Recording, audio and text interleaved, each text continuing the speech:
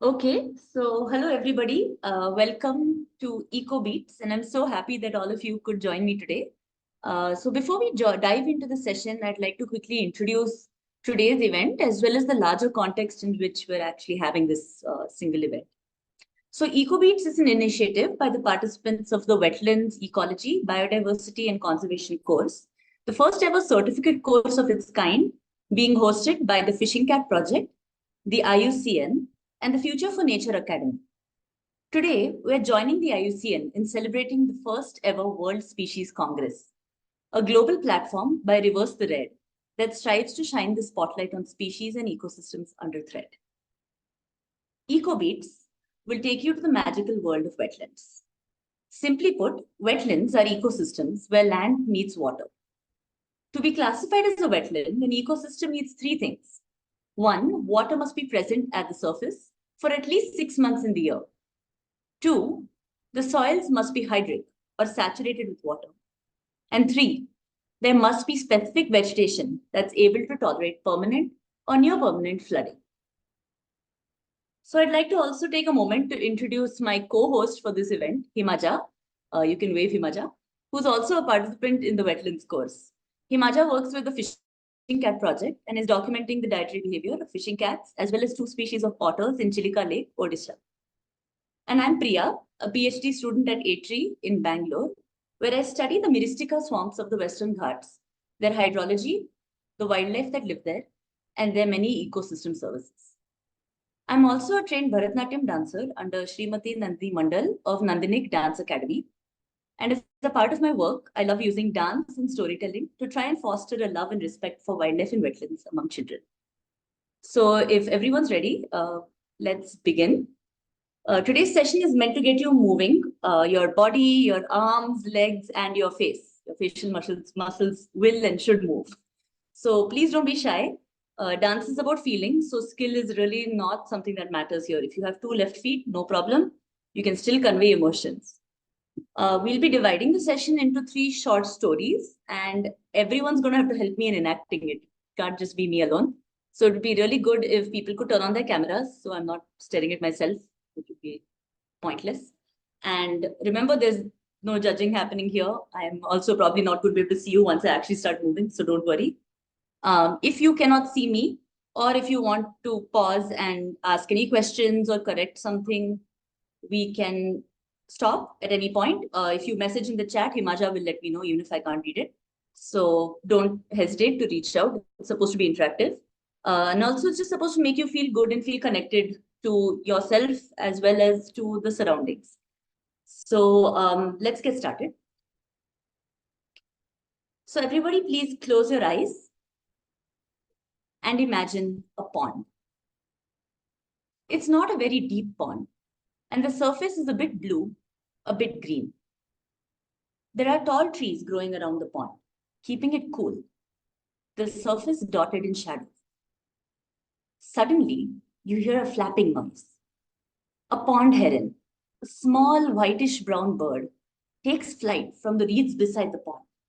More flapping. A much larger bird flaps vigorously, landing on the opposite side of the pond from you. An egret. This pure white bird has a long neck, and as you watch, it tucks in its wings and stalks elegantly toward the muddy water's edge. It looks right, then left, and then dips its head quickly to drink. Once, twice, thrice it repeats the motion before satisfied. You slowly step forward, holding onto the tree as you feel your way through the soggy ground. You step delicately, afraid of sinking into the mud. The water looks cool and inviting. You reach the edge and stick out a toe, sending ripples through the water. You sink to your knees by the water and cup your hands, making a small bowl. The water tastes divine, sweet, cool, and refreshing. You drink and drink, barely aware of the egret's curious eyes on you. And then you lean against the towering tree and trail your hands sleepily through the water. Okay, so you can open your eyes. I hope everyone actually shut them. So when we were listening to this story, we're trying to set the scene, right? So we have, okay, it says my internet's unstable. Tell me if I freeze. Himaja, please. Thank you. Okay. Yeah, Priya. So we've heard a story about a wetland, a pond, and the beautiful scenery around this wetland. Now remember, it's not about the audience. In this case, it's all about you. Many times we do perform for an audience, but today I want you to perform for yourself. So if it makes you feel more comfortable, just minimize Zoom so that you can't see others, you can just see me. And don't focus on what other people are doing. We have to act it out the way we feel best. So if everyone could stand up, we're going to act out 6 different actions that actually took place in this story. So first, the pond and the trees, we're going to show those. Then we're going to talk about the pond heron. Then the egret that lands and stalks towards the water. And then you, the human, moving toward the water and touching the edge of the water with your toe. And then you're going to sit and drink the water and then sit against the tree and trail your hand in the water. So we're breaking down the story into its 6 integral parts. Am I visible to everyone? I hope so. If not, please let me know and I'll adjust. Right. So first, I want everyone to just shake out your limbs a little and have a sense of the space in front of you. So I have quite a sizable amount of space between me Priya, and Priya, I mean, your volume is Yes. so low. Maybe you have to come a bit front and, talk. Yeah. Okay. Is this better? I'll shut the fan. I think that might help. Yeah. Good, better. Yeah. Better? Okay. I'll talk loudly too. No problem. Okay. I just don't want to cut my legs off. That's why I'm not moving forward. Okay. So first, we're going to just have a sense of the space in front of you. So if you are entering this ecosystem and seeing a pond, how big is the pond? Is it a small pond, maybe the size of a couple of tiles? Or is it a big pond, bigger than you can probably see, actually fit into this room that you're in? In my case, my pond is medium sized. Maybe it's from here to about here. So now that I have that sense of space, it's easier for me to put a perspective on my own movement. So movement in dance is a lot about perspective. The audience can't see what you see. Your job is to show them through your actions and through setting a space what you want them to see. So I want you to imagine a pond. How am I going to do that? I'm going to set the context of myself with this pond. For example, oh, look at the pond. There's such beautiful water, little blue, a little green. So I want everyone to also move along with me. You don't have to follow exactly what I'm doing, but take the words in your mind and try to see how you can best act it out in your own space. The pond is quite large, not very small, not so big that it's a lake. But there are tall trees, so tall that I can't even see the canopy. I feel pretty small next to these trees. And I push against one, push again, and it's on the wings. That's how huge this tree is. Maybe I walk around the tree to get an idea of how big it is. Oh my God, it's huge. I had to walk a full circle around it. And I still can't see the top. Now, by the water, I suddenly hear a flapping noise. A pond heron. It flew away. So I'm using the motion of a bird like this to show how the bird might fly away. If the bird is maybe in a good mood and it's not startled, it might fly more gracefully. But think of what happens if you startle a bird. Right? It's a quick motion. The bird is suddenly moving as fast as possible away from you. So maybe I've startled this pond heron, right? It doesn't expect to see me there. Maybe I walk in its space, my hand on the tree. Oops! And the pond heron flies. What would my reaction be? That should come out too.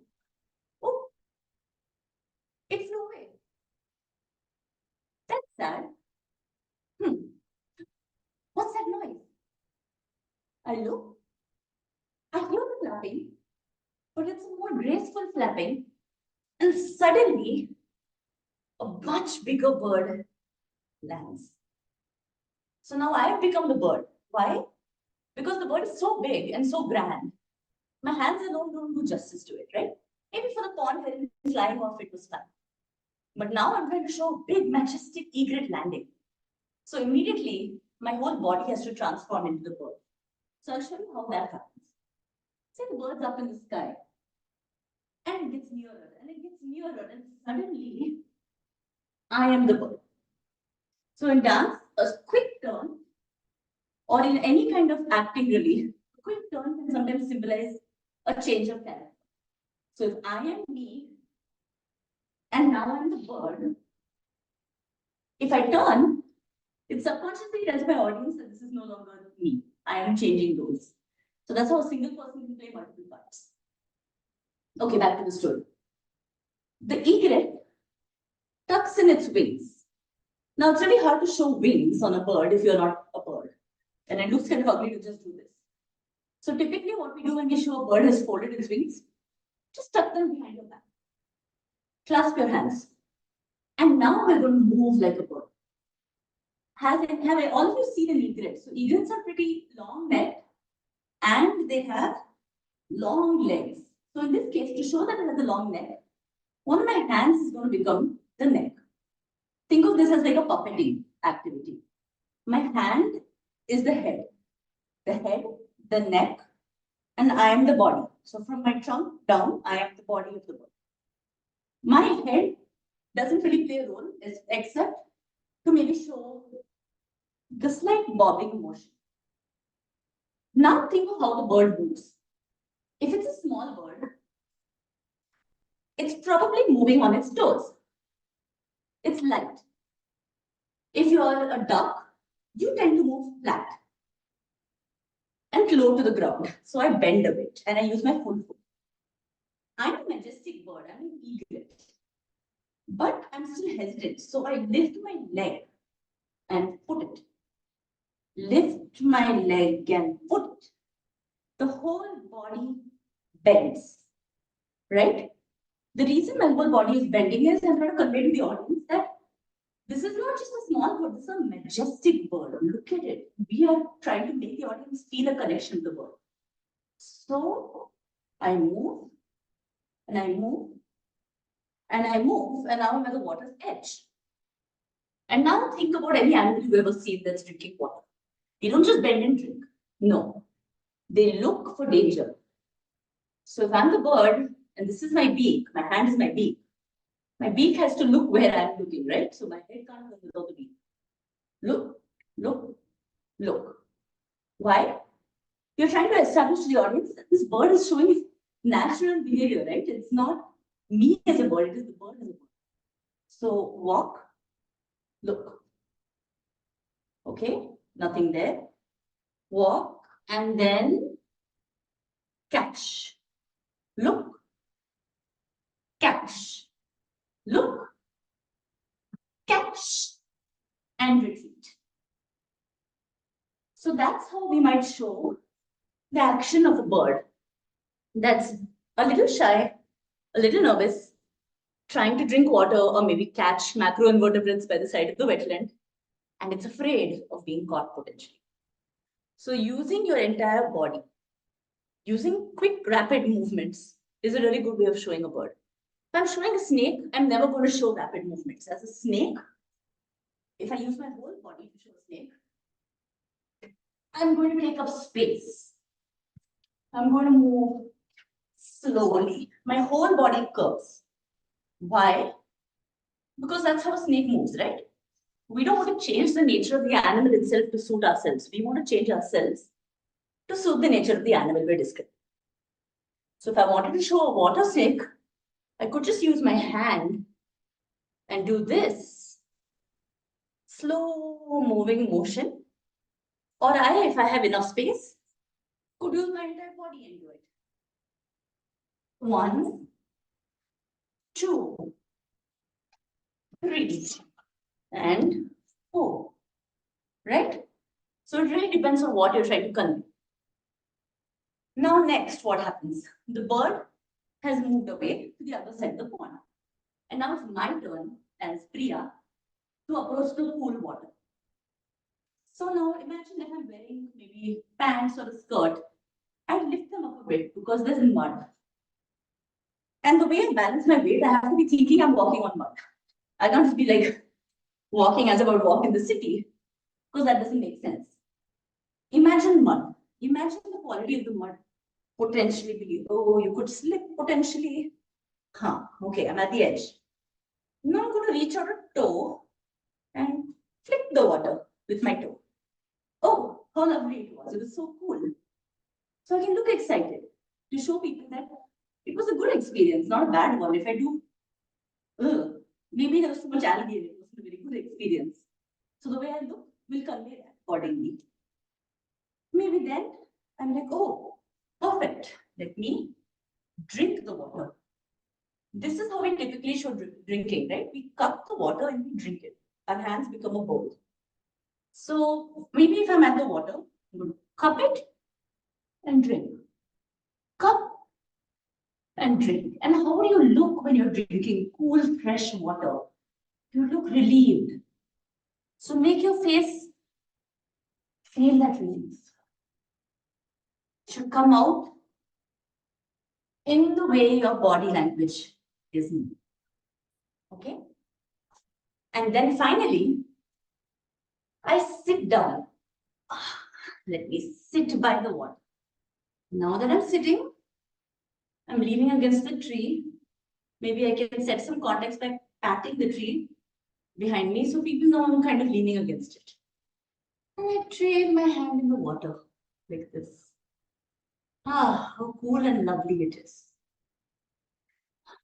And my whole body language should exude peace, contentment, quiet.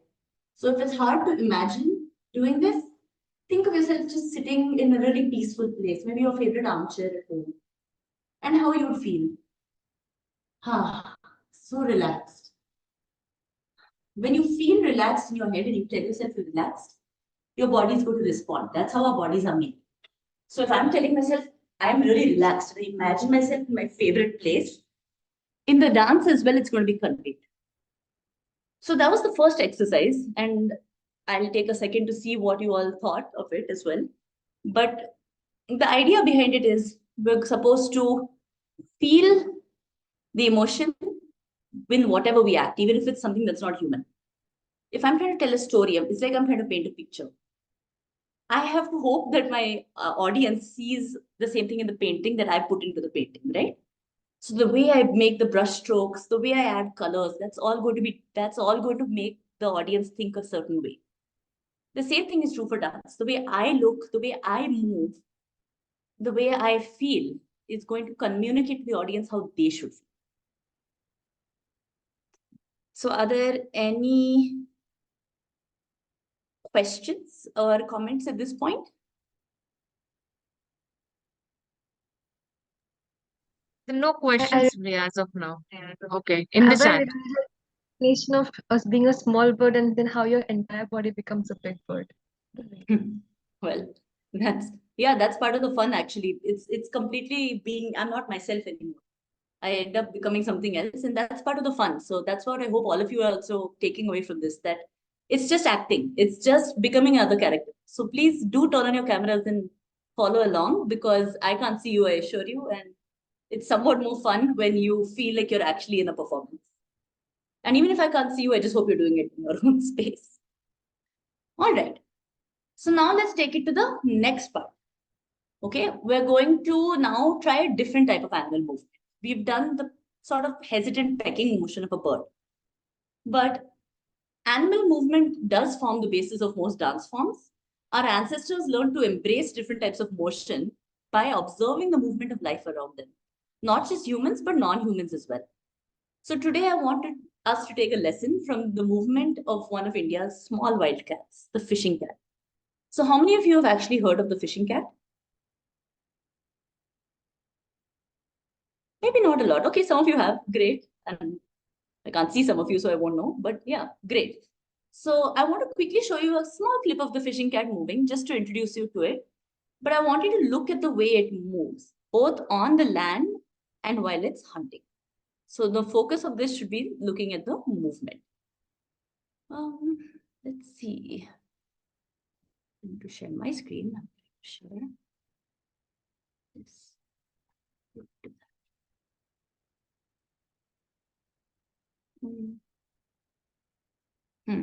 One second. Let me try that again. Sound audible? Yes, Priya. In the water is probably the last place you'd expect to find your house cat.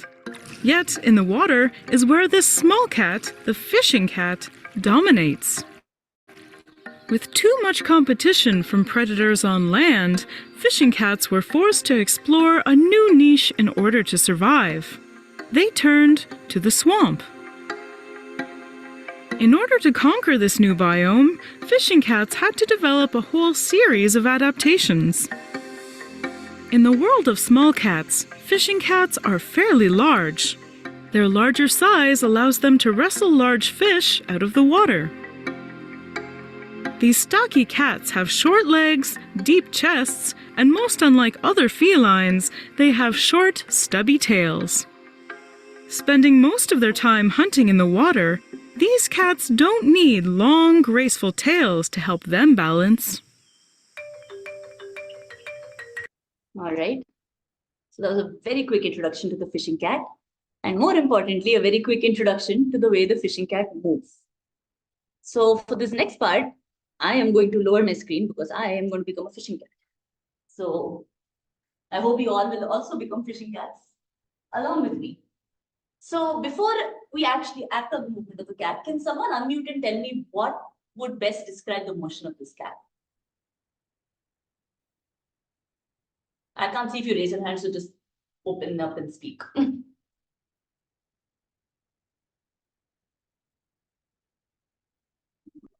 Like a lazy sway, maybe like prowl.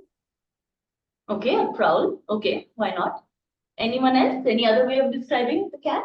The way you saw it in the video? You're saying how will the fishing cat fish? No, I'm just saying what words would you use to describe its movement, the quality of its movement? Is it light? Is it low? Is it more of a slinking, prowling motion? What would be the words you use? That's what I'm trying to see. It would be A a typical stalking behavior of a cat, if it sees prey, is what would define the fishing cat's movement. But when it sees prey, yes, in the water. Okay, so But it's maybe looking by in the the water, not like other cats. Yeah, go ahead. Somebody said nimble. Nimble. Okay, nice word. Okay, yeah. And what muscles seem to be the most engaged when you saw the movement of the cat?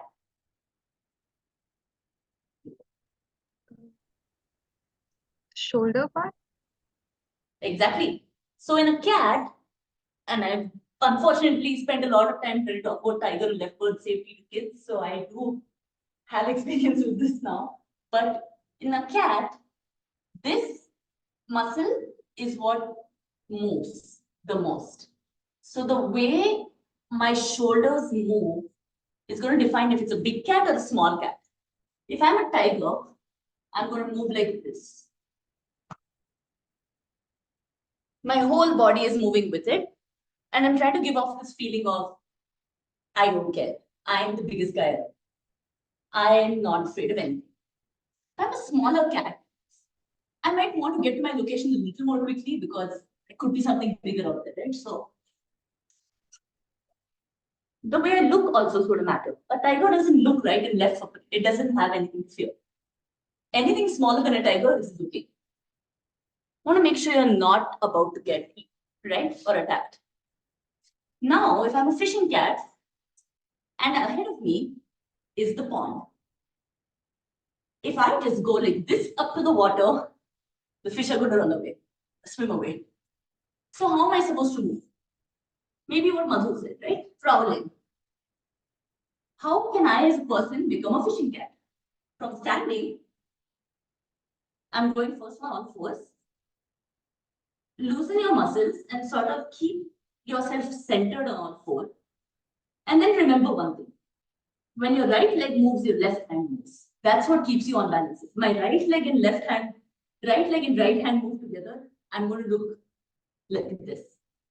The sloping motion doesn't really give off much grace and elegance. So move your opposite leg, your opposite paw. 1, 2, 3. Notice how I'm low to the ground. The reason I'm low to the ground is not because I'm trying to stay in the camera, though that does have a role to play. It's mostly because small cats that hunt in the water don't want their shadow to fall on top of the water surface and startle the prey. If I'm a fish and I see something dark above me, I'm going to know that it's a cat waiting to hunt. As the cat, that's not in my favor. So I'm going to stay low. So extend your limbs. Don't be afraid to take up space. Extend. And remember, your hands are claws.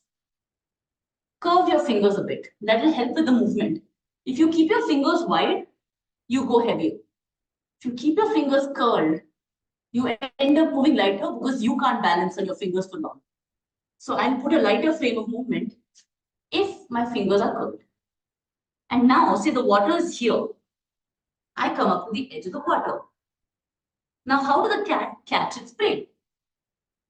So some species would back the fish, but not the fishing cat. It wrestles the fish. It catches them. So think of your paws as your tools now. They're your knife and fork, and you're trying to scoop, right? But the rest of you doesn't just fall in the water. That's not really what we're going for. How might you do it? At the edge, I wait, and then I bounce. So my whole body moves forward. The reason I'm doing that is people should know that the cat's not just sitting on the edge and hitting. It's a full body activity. Hunting is not easy. So if I'm trying to show the trials and tribulations of being a fishing cat, it's not really helping my cause to be like, yeah, the cat sits, catches the fish, eats the fish, catches another fish, eats the fish. Maybe the catching motion's right, but it doesn't convey the stress in the life of a wild animal. So how can I make it a little more stressful? Okay, the way I move, the way I look, right?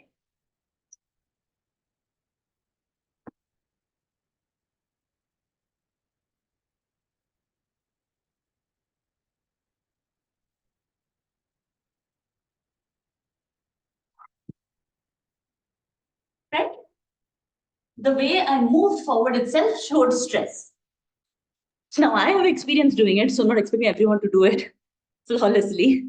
I'm also apparently very good at just cleaning my floor with myself, so sliding helps.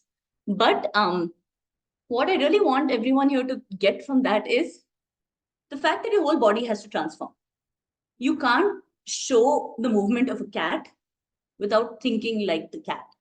And that's where sometimes I feel like having a good knowledge of what you're trying to portray really helps. So if I want to act out leopard safety, which I've had to do in schools before, I don't go in there and just try to act like a leopard. I think about how the leopard feels around people and how people are viewing the leopard. That perception matters.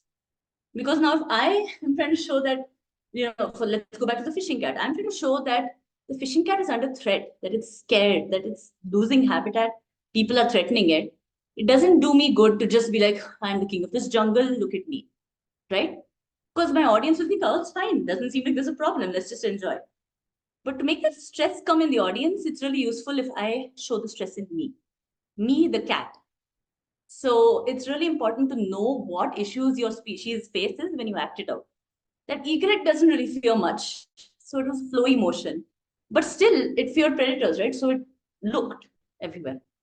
The tiger, it doesn't care. If I show tiger sometimes with little kids, what I'll end up doing is something like this. That's how a tiger acts. It walks into the road and it lies down. It doesn't care.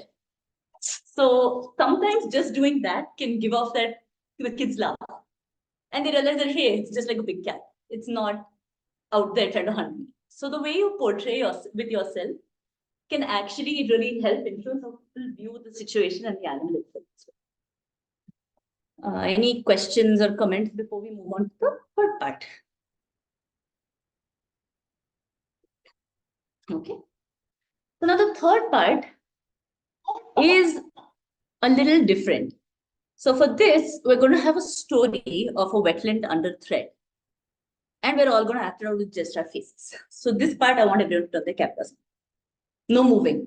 Just sit near the camera. We're only using this part, upper body. Shoulders, no problem. Hands can show up, no problem. It's all about the face. So if people could turn on the cameras, that would be fabulous. You do not need to be a professional dancer to turn on your camera, trust me. It's all about just feeling, okay? Okay, I'll assume people will turn on their cameras with time. But please just let yourself feel the emotions. I'm going to be narrating and I'm also going to be acting. Just act along. Just think how those words are supposed to come out through your body. Think of it as there's a dialogue playing, say, like, someone's reciting this aloud. And your job is to be the dancer or the actor on stage, and you are telling this story to the audience. They're hearing the words, but they're not feeling the words until you start to move. And sometimes all it takes is your face. You don't have to move a single muscle. One of the best dancers I know is actually in the wheelchair. She doesn't move, but everything she conveys through her face and her hands, you feel like you've watched an entire performance. It's absolutely stunning. So emotions are conveyed best through expressions. It's our body's natural response. So when we feel sad, our body language shows that we're sad, and also our expression, right? Our faces show it. Same with tiredness. Everything just drops. Our muscles respond to the flow of hormones through the body. So endorphins, stress hormones, they impact the way our body reacts in different situations. So now, let your expressions in your body language just flow with the story. We're expressive creatures. This is a safe space. So just let it happen. I always love to go to the swamp forest near mine. The forest is dark in the swamp.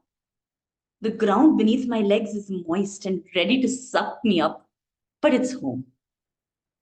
It isn't just home for me, but for the birds, the animals, and the trees. Today, when I enter the swamp, I trip over a knee root and then clutch the tree. The leaves whisper friendly words to me, and I smile. Love for this tree overpowers me. This tree that's older than I am, older than my parents, my grandparents, my great-grandparents. This tree is as old as India, and it's seen everything. How can a tree so old be standing still today? And does that mean that it's seen everything? From the birth of agriculture to the rise of villages and towns and cities? Has it witnessed the changing climates and the rise and fall of dinosaurs? And will it outlive us all? Suddenly, a sharp crack startles me. I whip my head around, panic starting to churn in my stomach. What's going on? The noise grows louder, more a roar than a crack. And suddenly, a yellow tractor appears at the edge of the forest. At the edge of my forest. What is happening? I jump to my feet in alarm as a tall man jumps out of the tractor. You there, he yells. Move. We're going to start cutting the trees. You can't be here. No, you won't, I yell right back. My blood is pounding in my veins. My ears feel hot and my hands shake. This land belongs to the forest, to my village. You can't destroy it. The man shakes his head in disgust. Go home, child, he snorts. You have no role here. I refuse to move as he starts up the track. The yellow vehicle rolls forward. I press my back firmly against my tree, refusing to look away. Let him hit me, if he dares. I will not leave my trees, my swamp, my forest, my heritage. He stops the vehicle again, now mere meters away from me. Are you mad? He yells in rage. Get out of the way. And before I can react, he rams the front of the tractor into the nearest tree. With a mighty groan, the tree shakes. Again he reverses, and again he rolls the tractor forward.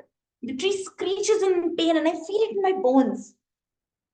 I reach out blindly towards it, trying to save it, trying to do something, but with a mighty crash, the tree thuds to the ground, creating an opening where there was once a dense canopy.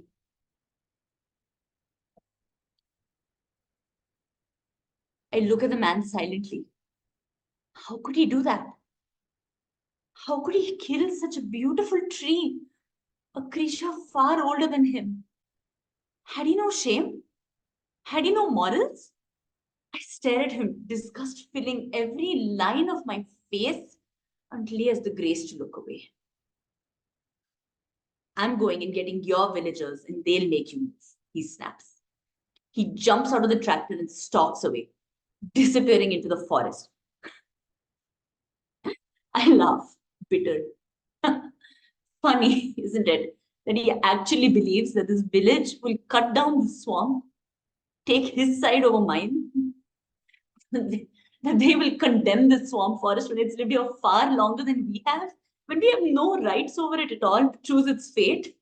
I laugh and laugh, bitter tears rolling down my face as I cackle just like the hornbills that used to live in this beautiful tree. For a minute, all is still. I slide slowly to the base of the tree, my hand on its warm, living bark. I close my eyes. The tree nudges me gently. A small leaf drifts down and lands in my lap. The wind rustles through the leaves, and 3 more fall, enveloping me in a soft, breezy hug. I let the tree hold me before I rise. The time to be held by trees, to be protected by them, is over. It's now time for me to protect them. Okay, got you out of that, hopefully. So I hope that through that, there was a slight shift in emotions that you could detect, right? So just to parse it out, in the beginning, I entered the swamp and I felt love, Shringar, one of the Navarasa or 9 emotions that a dancer usually has to show. Felt love. And how will you feel love? Actually feel it in yourself. Just think about the most beautiful things you've seen. Love doesn't always mean like affection or lust. It can sometimes just mean admiration of beauty. This beautiful forest, the birds, the animals. Oh my God, how lovely it is. That's Shringar. And then I talk about how old the tree is. It's older than the dinosaurs. It's older than India. And I feel wonder, adbhut. How do I show that? My eyes widen. My face opens up. It's like an open bowl waiting to be filled. My hands, maybe they show, wow, look at all this. That's not the way of showing wonder. And then I get startled. A crack. What did I just hear? I look around. God, it's a person coming to cut the trees down. Bhayanak, fear. Now, if you want to show fear, it's really best to feel fear. So I try to really immerse in the story. But if it's not easy for you, just think of something that scares you. For me, I think of the closest parallel. A sharp crack startles me in the story. I hate thunder. Maybe the sharp crack of thunder is what frightened me as a child. Let me tap back into that childish fear and let it come to the front. What did you feel when you were afraid? Your heart beats faster. Your breath starts coming out in short pants, right? Actually, let yourself feel that. It really helps. Like I was reading the story, so there was a limit to the amount of breathing I could do. But breathing is an amazing way of showing emotion. When I'm peaceful, my breath is slow. When I'm afraid, my breath is short and fast. My head moves side to side quickly. My eyes are wide, unknowing, startled, right? That combination makes the audience know that I'm afraid.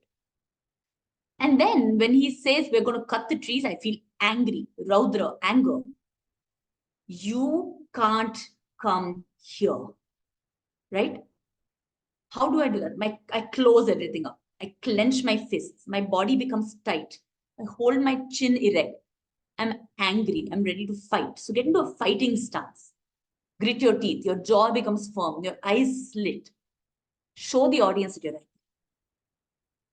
And then I say, I won't leave the forest. And I stand against the tree. And now I'm brave. Veera, or heroism. How do you show bravery? It's a lot like calmness. Bravery doesn't look like anger. Bravery looks like calm. I stand firm. I'm going to keep my shoulders back and straight. My legs straight. My arms are firmly by my side. My eyebrows are slightly raised. And I don't smile and I don't frown. I just look. You can't touch these trees. They are mine.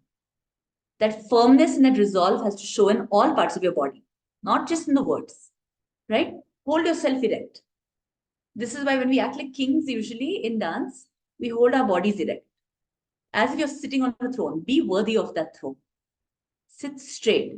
Even here, when I'm trying to save a tree, if I'm leaning against the tree, I'm bracing my body against it. How would that feel? You can't just slouch against the tree, right? If I slouch, I give off a casual pose. No, I'm brave. I sit like this. And then the man crushes the tree and he hits it and the tree falls to the ground and I feel compassion, karuna. Compassion and sadness are very similar emotions and very different at the same time. Sadness is an internal emotion for myself. I feel so sad. I feel crushed. Compassion is understanding that someone else feels that way and wanting to help them. So when I want to help that tree, it looks a lot like sadness. Oh my God, but I'm reaching out to it. That's how I'm showing that it's not about me, it's about the tree. Reaching out for the tree, blindly trying to grasp it before it falls. And it's too late. No. And compassion just becomes sadness. I feel sad now that the tree is gone and I couldn't save it. And then I look at the man in disgust. How could you possibly do this? And my face wrinkles up, right? Because when you're disgusted, think of if someone spat on the road in front of you. Let's use a really basic example that we all understand. Oh, how uncouth. My whole face shrivels up, right? So the same thing has to happen with yours. When you're showing disgust at how this man could kill this tree, I have to look disgusted. I have to feel as if there's a really bad smell in front of me.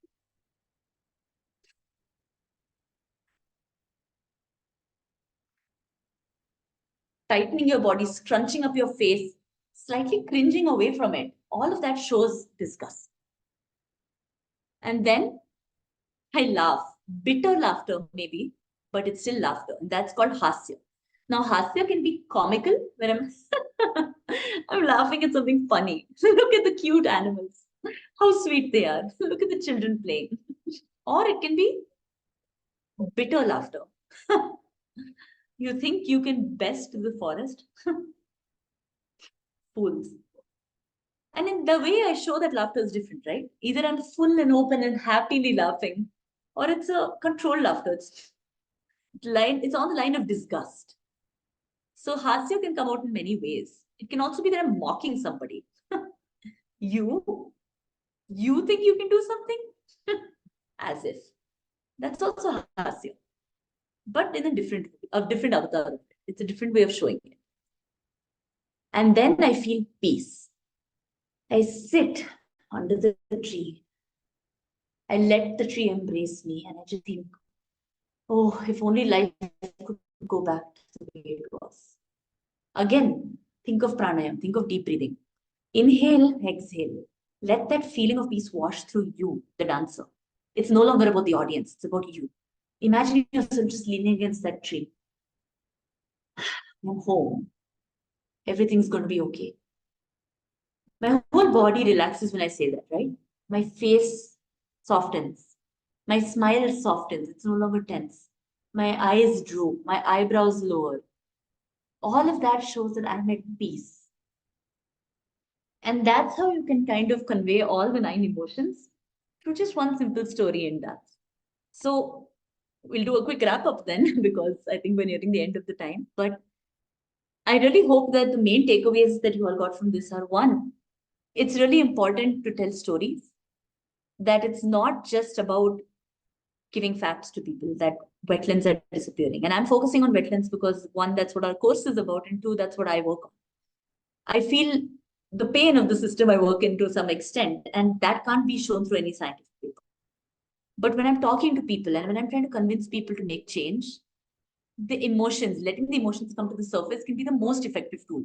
And sometimes when you're working in a language barrier, if I go, for example, to Kerala and I try the same, if I try to give a speech about the importance of swamps, I'm not going to be able to do it through language because I can't speak Malayalam. But maybe I can do it through my face, through my body language, through the way I move. Maybe I can involve children and community members in just acting out and feeling what I feel. And that brings us closer together. And that spreads that message of conservation, maybe more effectively than me just standing with a PPT and giving a speech. So the point of this exercise, if you will, is not to show that you need to be a trained dancer to make a difference or to be able to act out and convince people that this ecosystem is beautiful and needs saving. It's to show you that you have the tools inside of you. We all have the ability to move and to move others. We all can move our face. If we just let the feeling come to the surface, anything's possible. It can all just come right out. So now I want to open it to all of you and just hear your thoughts. Maybe things you felt when you were acting it out, or things that were difficult to maybe feel that you think, yeah, would require more practice or work. I'm just curious to hear.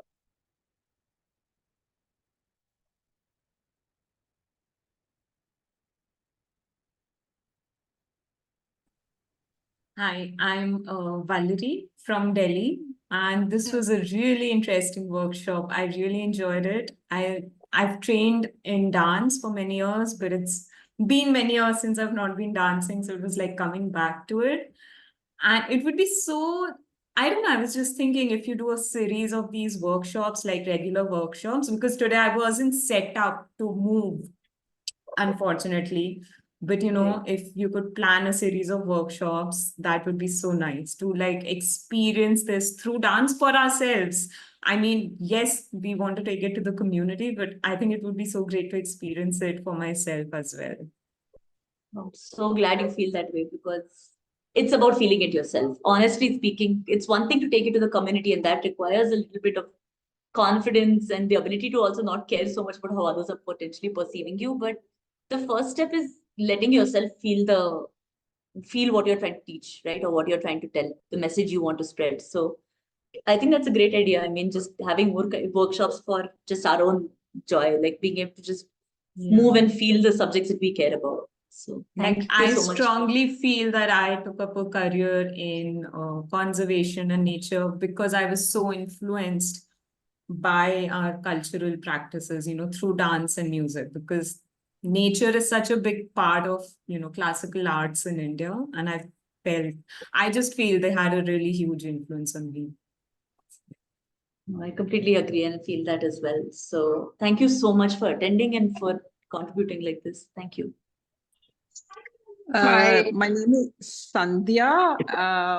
I've learned dance a bit many years ago, and I happen to be a custodian of a farm, and subjects like this are close to my heart.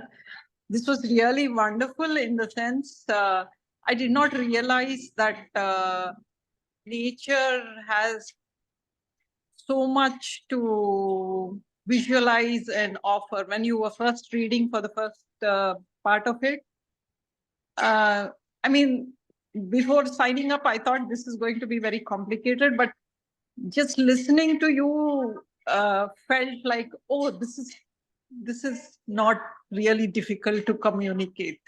So I hope more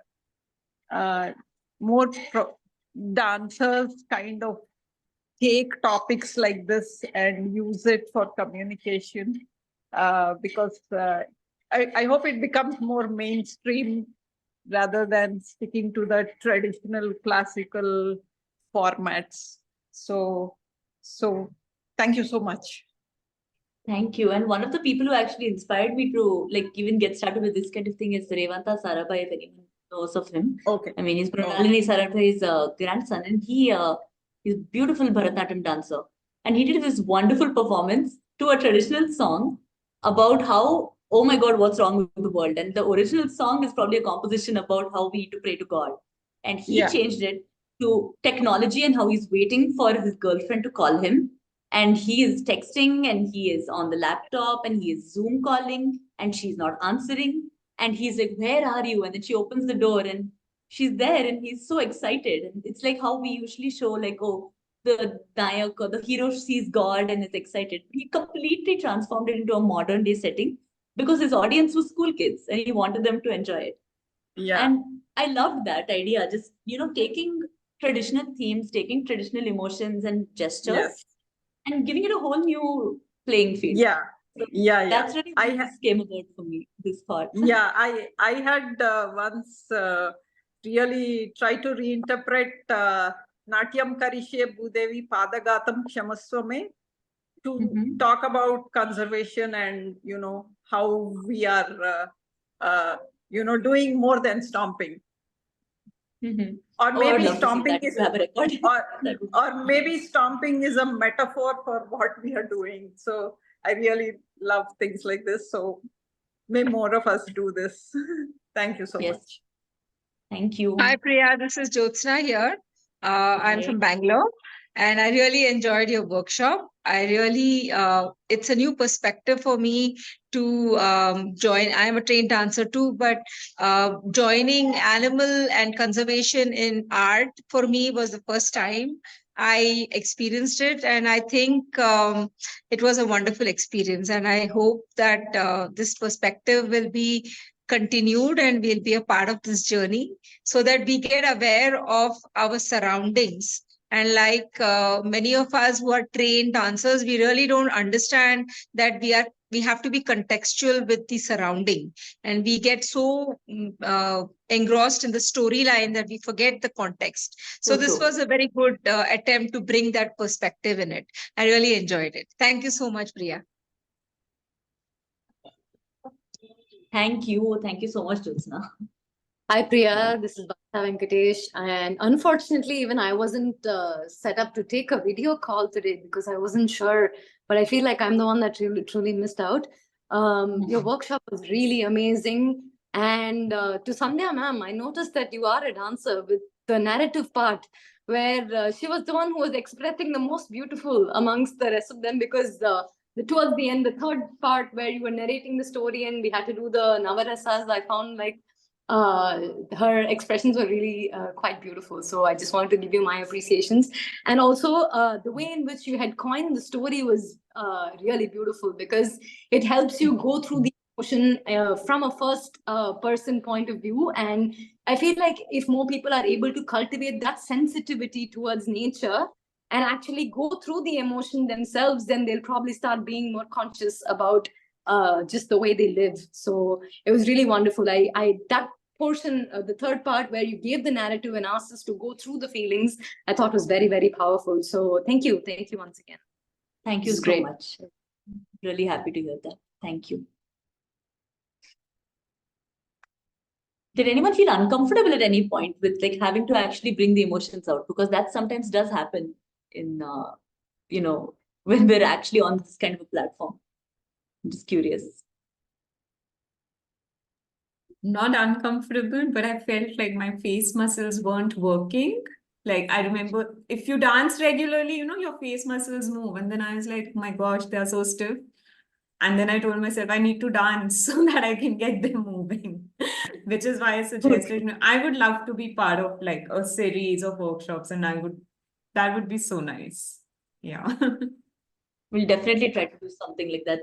That would be so nice just to have a community of people who are interested in that. So I'm always open for that. We'll keep in touch. I would sign up for that too. Sure. I only had two emotions. Either smiling or being sad. I couldn't afford the rest emotions. That happens though. See, that's the thing. We're used to just the face, like, especially Yeah. when we know that people watching us, right? Like, we kind of freeze up. We think like, oh, like, I can't act more. It's going to look weird or awkward. That's why it helped me actually to minimize. So I had myself, I was the only thing I could see was myself. So I wasn't able to see anybody else when I was doing it. And that helped me concentrate. But that same thing doesn't happen when you're on stage necessarily, right? You're very conscious of your audience. So it's, yeah, I think Madhu also saying that, right? You're very conscious of people watching me, even if nobody's watching. And it's true. We're hyper aware of ourselves and we think, oh, how is everyone else viewing us? And sometimes I feel like this kind of a thing is just proof that others aren't watching us as much as we think we are being watched. Yeah, definitely, Sandhya. And I would like, we'll keep in touch over this kind of thing. And hopefully take it forward in many ways. I can, of course, yeah, I'll email out contact details. That's fine to the people who attended this workshop. I think we anyway have a account of it, so that'll be easier.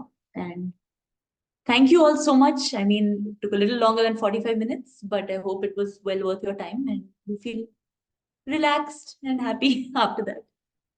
Thank you all and hope to see you again soon. Thank you, you so Priya. much, Priya. Thank you so much, Priya. Bye-bye. Thank you, Priya. Thank you. Bye. Bye.